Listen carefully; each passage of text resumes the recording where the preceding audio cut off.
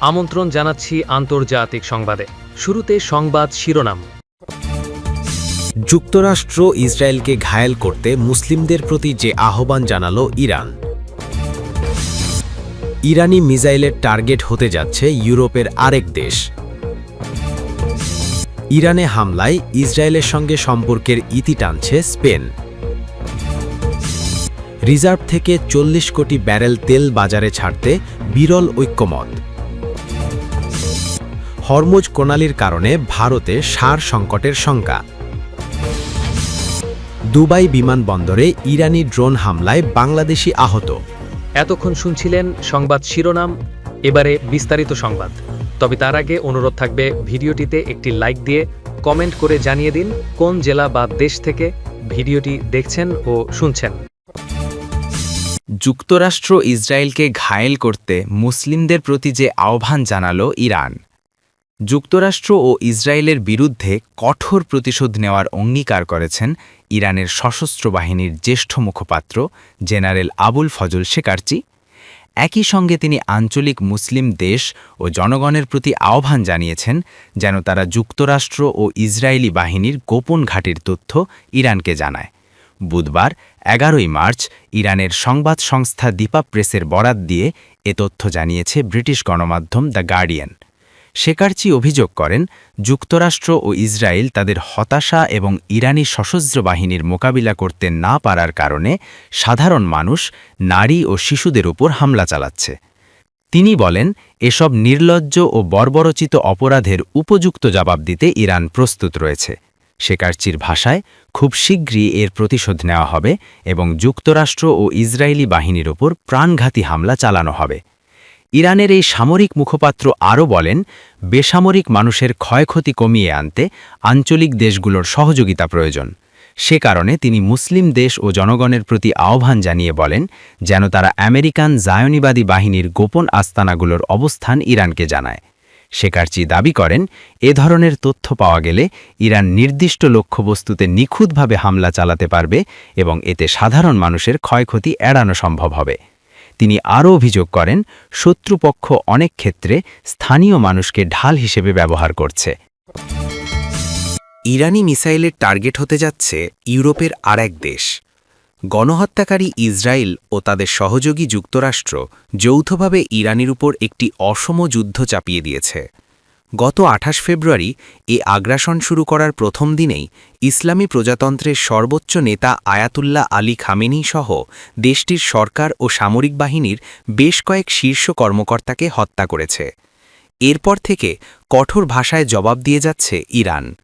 প্রতিশোধমূলক হামলার অংশ হিসেবে সরাসরি তেল আবিব এবং উপসাগরীয় দেশগুলোয় অবস্থিত মার্কিন সামরিক ঘাঁটি ও স্বার্থসংশ্লিষ্ট স্থাপনায় ঝাঁকে ঝাঁকে ক্ষেপণাস্ত্র ড্রোন ছুড়ছে তেহরান। আগ্রাসনের জবাবে ইসরায়েলের স্বার্থসংশ্লিষ্ট হওয়ার অভিযোগে ইরান ইউরোপের দেশ সাইপ্রাসেও হামলা চালিয়েছে বলে বিভিন্ন সংবাদমাধ্যমের প্রতিবেদনে দাবি করা হয়েছিল, যদিও ইরান তা অস্বীকার করেছে। পরে অবশ্য ইরানে তৈরি ড্রোন দিয়ে ওই হামলা চালানোর দাবি করেছিল লেবাননের তেহরান সমর্থিত ইসলামী প্রতিরোধ যোদ্ধাগোষ্ঠী হিজবুল্লাহ। এবার ইউরোপের দেশ রোমানিয়া যুক্তরাষ্ট্রকে ইরানে হামলা করার জন্য ঘাঁটি দিতে যাচ্ছে। এতে দেশটি ইরানের নতুন টার্গেটে পরিণত হতে পারে, কারণ যারাই যুক্তরাষ্ট্রকে সহায়তা করছে, হামলা চালানোর সুযোগ দিচ্ছে, তাদেরই লক্ষ্যবস্তু বানাচ্ছে ইরান। আজ বুধবার 11 মার্চ ইরানের সঙ্গে যুদ্ধের সময় যুক্তরাষ্ট্র রোমানিয়ার সামরিক ঘাঁটিগুলো ব্যবহার করতে পারে বলে জানিয়েছেন দেশটির প্রেসিডেন্ট নিকু সরদান।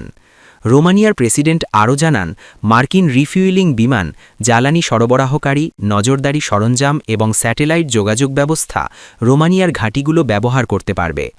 ইউরোপীয় ইউনিয়ন ও ন্যাটোর সদস্য রাষ্ট্রের শীর্ষ প্রতিরক্ষা কাউন্সিলের বৈঠকে মার্কিন এ অনুরোধ অনুমোদিত হয়েছে। আজই দেশটির পার্লামেন্টও এর চূড়ান্ত অনুমোদন নেওয়া হচ্ছে। সূত্র আল জাজিরা। ইরানে হামলা, ইসরায়েলের সঙ্গে সম্পর্কের ইতি টানছে স্পেন। ইসরায়েল থেকে রাষ্ট্রদূতকে স্থায়ীভাবে প্রত্যাহার করে নিয়েছে স্পেন। ইরানের ওপর মার্কিন ইসরায়েলি হামলার বিরোধিতা করায় দুই দেশের মধ্যে কূটনৈতিক অচলাবস্থা চরম আকার ধারণ করায় এ সিদ্ধান্ত নিল মাদ্রিদ। গত সেপ্টেম্বরেই রাষ্ট্রদূতকে স্পেনে তলব করা হয়েছিল।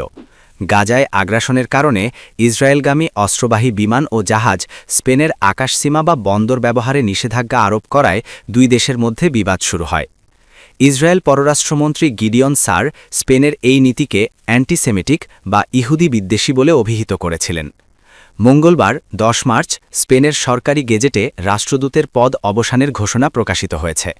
স্পেনের পররাষ্ট্র মন্ত্রণালয় জানিয়েছে, তেল আবিবে তাদের দূতাবাস আপাতত একজন চার্জ ডি অ্যাফেয়ার্স বা অস্থায়ী প্রতিনিধি দিয়ে পরিচালিত হবে। ২০২৩ সালের ৭ অক্টোবর হামাসের হামলার পর গাজায় আগ্রাসন শুরু হওয়ার পর থেকেই দুই দেশের সম্পর্ক অত্যন্ত তিক্ত হয়ে ওঠে। ফিলিস্তিন রাষ্ট্রকে স্বীকৃতি দেওয়ার প্রতিবাদে গত মে মাসে ইসরায়েল তাদের রাষ্ট্রদূতকে সরিয়ে নেওয়ার পর থেকে স্পেনে ইসরায়েলি দূতাবাসও একজন চার্জ ডি অ্যাফেয়ার্স দিয়ে চলছে।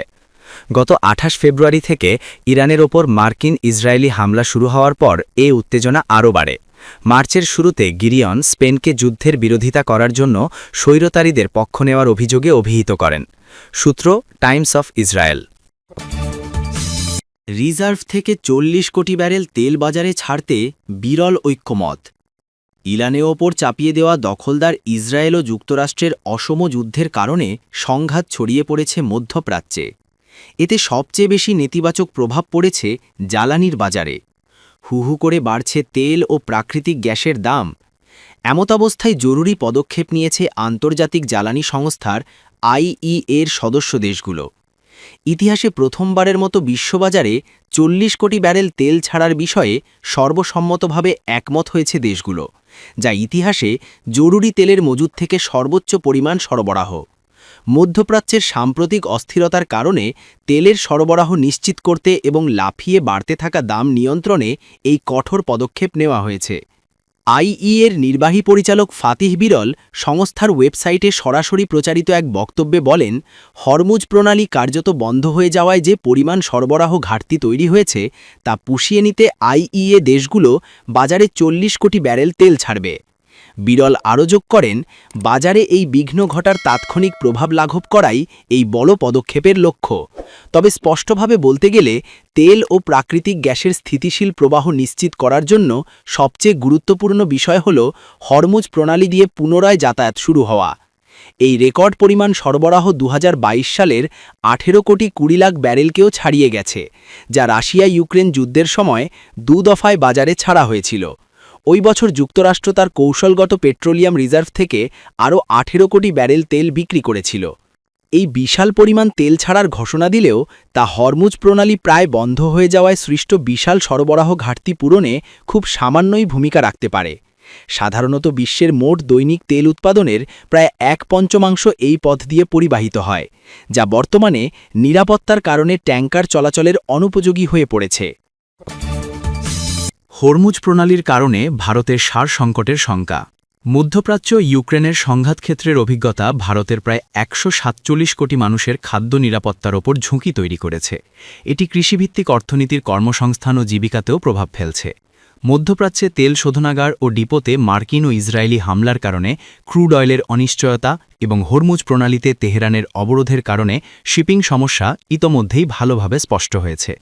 এই সরবরাহ ব্যর্থতার প্রভাব ভারতের উপরও পরিলক্ষিত হয়েছে, যার মধ্যে পেট্রোল ও ডিজেলের হাহাকার এবং ৩৩ কোটি পরিবারের ব্যবহৃত LPG সিলিন্ডার ও লাখো খাবার দোকানের সরবরাহে সম্ভাব্য ঘাটতি ঘটাতে পারে।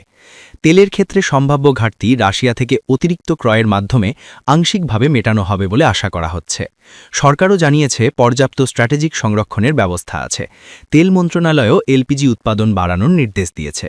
কিন্তু ভারতের ঝুঁকি শুধুমাত্র তেল গ্যাসে সীমাবদ্ধ নয়। সার সরবরাহে ঝুঁকি। তথ্য অনুযায়ী হরমুজ প্রণালীর যুদ্ধ ও আংশিক অবরোধের কারণে ভারতের সার সরবরাহে ২০ থেকে ২৫% ঝুঁকি রয়েছে। এটি তেলের মতোই, কারণ মধ্যপ্রাচ্যের দেশগুলো যেমন সংযুক্ত আরব আমিরাত, কাতার, সৌদি আরব এবং ওমান থেকে আসা জাহাজগুলো হরমুজ প্রণালীর মধ্য দিয়ে আসে। কৃষিখাতের গুরুত্ব বিবেচনায় এটি উল্লেখযোগ্য দুর্বলতা। প্রায় ৬৩% নাইট্রোজেন সার, ইউরিয়া ও অ্যামোনিয়া এবং ৩২% ডাই অ্যামোনিয়াম ফসফেট DAP ভারতের এই দেশগুলো থেকে আসে। সৌদি আরব প্রায় ৪২% পটাশ সরবরাহ করে। উদাহরণস্বরূপ ২০২৪ সালে ভারত ইউরিয়ার জন্য সংযুক্ত আরব আমিরাত, সৌদি আরব এবং কাতার থেকে $২৩১ মিলিয়ন কেনে, আর ইরান থেকে মাত্র $২.59 মিলিয়ন। এটি বোঝায় যে ভারত সরাসরি ইরান ইরান থেকে কিনছে না, বরং মধ্যপ্রাচ্য থেকে কেনা সার হরমুজ প্রণালীর মাধ্যমে আসে। যদিও 2023 সালে ইউরিয়ার মোট আমদানিতে 21% হ্রাস দেখা গিয়েছিল, কিন্তু সাধারণ প্রবণতা ঊর্ধ্বমুখী, যা যুদ্ধের প্রভাব আরও বড় হতে পারে। 2026 অর্থবছরে আমদানির পরিমাণ রেকর্ড স্তরে পৌঁছতে পারে প্রায় $18 বিলিয়ন, যার মধ্যে ইউরিয়া প্রায় 61%, কারণ এর দাম সরকার নিয়ন্ত্রণ করে।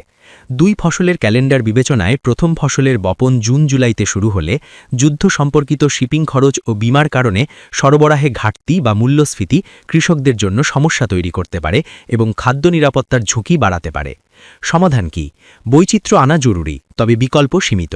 ইউক্রেনের দিকে ফিরিয়ে আমদানি সম্ভব, কিন্তু যুদ্ধের আগেও ইউরিয়ার আমদানি নগণ্য ছিল। আরও বাস্তব বিকল্প হল রাশিয়া ও চীন, যদিও ভারতের উপসাগরীয় দেশগুলোর দিকে ঝোঁকছিল। উভয় দেশই হরমুজ সমস্যার বাইরে। নাইজেরিয়া, উজবেকিস্তান, ইন্দোনেশিয়ার মতো দেশ থেকেও আমদানি হয়, তবে এগুলোর share 5% com. Make in India দীর্ঘমেয়াদে বাড়ানো ঘরোয়া উৎপাদন একটি কার্যকর বিকল্প, যা বিদেশি সংকটকালে ঝুঁকি কমায়। ভারত প্রায় 38 মিলিয়ন টন স্বয়ংসম্পূর্ণতার লক্ষ্য নির্ধারণ করেছিল, কিন্তু এতে অন্য চ্যালেঞ্জ আসে। প্রাকৃতিক গ্যাস, যা ইউরিয়া উৎপাদনের প্রধান উপাদান। এক্ষেত্রে ভারতের প্রধান সরবরাহকারী কাতার, সংযুক্ত আরব আমিরাত ও ওমান, যারা যুদ্ধের পরে সরবরাহ কমিয়েছে। রয়টার্সের তথ্য অনুযায়ী ভারতের শীর্ষ গ্যাস আমদানি সংস্থা পেট্রোনেট রাজ্য সত্ত্বাধীন মার্কেটিং সংস্থাগুলোকে 30% পর্যন্ত কাটা জানিয়েছে। ভবিষ্যৎ দৃশ্যপট সবই নৈরাশ্যজনক নয়। সরকার বলেছে সার মজুদ মজবুত ও নিরাপদ। মার্চের 6 তারিখে সার মন্ত্রণালয় জানিয়েছে ইউরিয়া ও অন্যান্য সার ও প্রাকৃতিক গ্যাসের সরবরাহ মধ্যপ্রাচ্য থেকে আমদানি বন্ধ হলেও প্রভাবিত হবে না। S&P এর বিশ্লেষকরা বলেছেন সরকার এই ঘাটতি পূরণের জন্য প্রিমিয়াম দিতে প্রস্তুত, যাতে কৃষি জনসংখ্যার অসন্তোষ নির্বাচনের আগে এড়ানো যায়। সূত্র NDTV। দুবাই বিমানবন্দরে ইরানি ড্রোন হামলায় বাংলাদেশি আহত। সংযুক্ত আরব আমিরাতের দুবাই আন্তর্জাতিক বিমানবন্দরে দফায় দফায় ড্রোন হামলা চালিয়েছে ইরান। সেখানে অন্তত 2টি ড্রোন আঘাত হেনেছে বলে বিমানবন্দর কর্তৃপক্ষ জানিয়েছে। স্থানীয় কর্তৃপক্ষের বরাতে জানা গেছে, বুধবার 11 মার্চ 2টি ড্রোন বা চালকবিহীন বিমান বিধ্বস্ত হয়েছে, যাতে 4 জন বিদেশি নাগরিক আহত হয়েছেন। এই ঘটনায় বাংলাদেশ, ঘানা ও ভারতের কয়েকজন শ্রমিক সামান্য থেকে মাঝারি ধরনের আঘাত পেয়েছেন। মধ্যপ্রাচ্য জুড়ে মার্কিন ও ইসরায়েলি লক্ষ্যবস্তুতে ইরানের পাল্টা হামলার ফলে আঞ্চলিক উত্তেজনা চরম আকার ধারণ করার প্রেক্ষাপটে এ দুর্ঘটনা ঘটল। দুবাই মিডিয়া অফিসের তথ্য অনুযায়ী বুধবার দুবাই আন্তর্জাতিক বিমানবন্দরের কাছে 2টি ড্রোন আছড়ে পড়েছে, যার ফলে 4 জন আহত হয়েছেন। কর্তৃপক্ষ জানিয়েছে এই ঘটনার পরেও বিমানবন্দরের উড়োজাহাজ চলাচল স্বাভাবিক আছে। সূত্র ইয়েনি সাফাক, দি ইকোনমিক্স টাইমস।